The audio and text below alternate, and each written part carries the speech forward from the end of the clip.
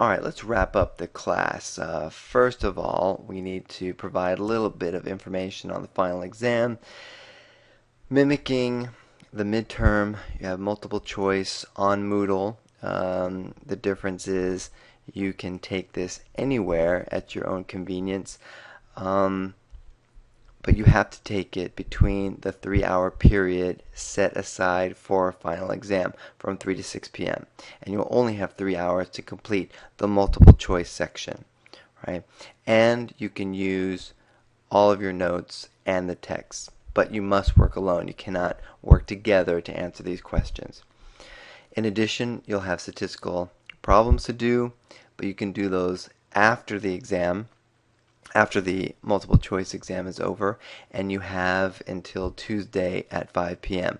If you finish early and you need to hand them in, you can slip them under my door. If you need to hand them in when the department is closed, um, you can scan them and email them to me. Alright, so I'd like to briefly wrap up the class. Um, First of all, there is this sort of overarching question that students, I think, used to have. Even in graduate school, some of my colleagues that I was in graduate school always asked the question, why are they making us take research methods, right? Especially the stats part. Some of my colleagues in graduate school felt that it was not necessary, given that they had no intention of writing a dissertation that used statistics. And I'll give you the answer that they gave us as graduate students.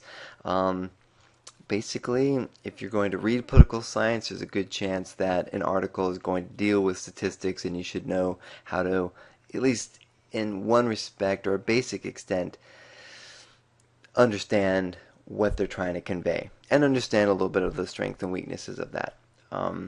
So basically every institution I've been at the undergraduate and graduate level, we make students take a research method course.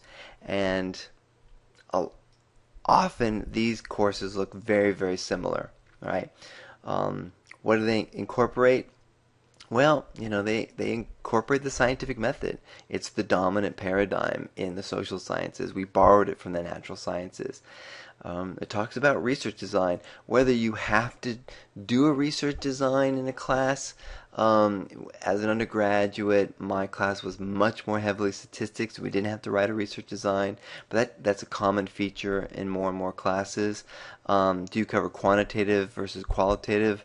Probably both. There has been talk about offering or requiring two courses, research method courses. One that deals with the most basic parts, and then the second part where would be more advanced statistics and forcing you to sort of do or finish up the research design and actually collect data and do some analysis. So the course that we sort of offer here at Elon is sort of a blended course. It sort of takes all of these pieces and sort of wraps them into a 15-week course. It's a lot, and in many cases we don't spend a lot in any one topic. Right? You could have an entire course on experimental design, the stuff that Steele does. We don't do that. If you're in the psych department, there are entire courses offered by that. But we don't have time or the staff to do that type of methodology. And I think touching a little bit on each of these methods is informative and allows you to go on your own, in your own interest, or maybe in the senior seminar, to dig a little deeper in a particular method that you're interested in. So what's the purpose of the course? One, it's to expose you to a lot of different tools that different social scientists use. Surveys, experiments, interviews, focus groups. We really didn't dig deep in any one of these. And really it was your job in your research design to dig deeper in one particular method. And you'll have opportunities throughout sort of your academic career, especially senior seminar, to sort of dig even further, right? We also want to expose you to the quantitative methods because, one, so many articles use this. There is a chance that you will never open up SPSS or a statistical software program ever again. Although I think there's actually a good chance you might. Even if you don't, I think you're going to be exposed, whether it's in a newspaper or in a book or in a journal article, to quantitative methods. I also like exposing students to this because there is a chance that you're good at it. I found out that I was good at it when I was forced to take it as an undergraduate, and my roommates and my girlfriend all got D's or F's and had to take the course again, and I got an A, even though they probably had a higher GPA than I did. And they're like, how did Fernandez do so well in this class when we failed? I just like statistics, and some of you are going to like it, some of you are going to hate it, but being exposed to it hopefully opens up some of these opportunities, or realizes that you prefer qualitative research. So what are the learning objectives? I mean, 10 years from now, I don't think you're going to remember all the methods that we covered in Babby, although you may hold on to the book, and so you could look these things up. And that's the great thing about sort of living in this modern information world. You don't have to memorize this information. This information is at your fingertips if you need to recall this information. You're not likely to remember the formulas. And again, you can look these formulas up on the internet or on the book, but I think going through these formulas, you sort of understand the logic of solving some of these formulaic problems, and they often follow a very similar pattern. So if you understand one formula and how to solve it, you understand the other formula, or there's a good chance. And math is like that, right? You're building on these basic concepts of calculating these problems and how the logic works. And again, I wanted to expose you to that, just in case you learn to like this. And you're unlikely to remember all of the sort of commands that we gave to SPSS and all the pull down menus that we pulled down. But I think once you start working with one software program, learning another one becomes much easier, right? And I think we need to understand when people do statistical analysis, they are analyzing data. And what does that data look like? Well, it often looks like a rectangular data set, right? Where the rows are the unit of analysis. It could be a person or a county or a country, you name it. And the columns are the attributes. They're the variables, right? And again, I think any class, not even a methods class, really wants to convey the complexity of the world. So if I'm teaching my public policy class, one things I want students to take away is that the policy process is enormously complicated for a variety of reasons, and the world is complicated, and so the policy problems that we're addressing are extremely complicated, and there's no simple answer. Same thing with methodology. We can only really hope to sort of shed a little bit of light on a particular problem. Whatever problem you're addressing, right, whether it's public opinion or whether it's genocide or whether it's media or what have you, it is a complicated problem that lots and lots of people have sort of tried to explore, and no one has come up with the right answer, right? And if there was a right answer, you wouldn't have been interested in the questions that you chose, right? There's no obvious answer, and if someone says that there's an obvious answer, they usually probably have a political or biased agenda, right? And they're usually going to be wrong, right? And one thing I always want people to convey, and it's a little frustrating because people might say, well, then why am I doing this project when you're saying that one study's finding is unimportant? Then you're saying that my work is unimportant. And again, I don't necessarily want you to take that away, that your research isn't important. It's important in the larger context, right? Your study or my study is important in that it becomes a part of a larger body of work. And that larger body of work can tell us a little bit about something. You learned something about this project because you went and did a literature review looking at the larger body of work. You theoretically can be part of that, right? One study in itself is really meaningless except that it's a data point, right? The Elam poll collects 1,000 responses.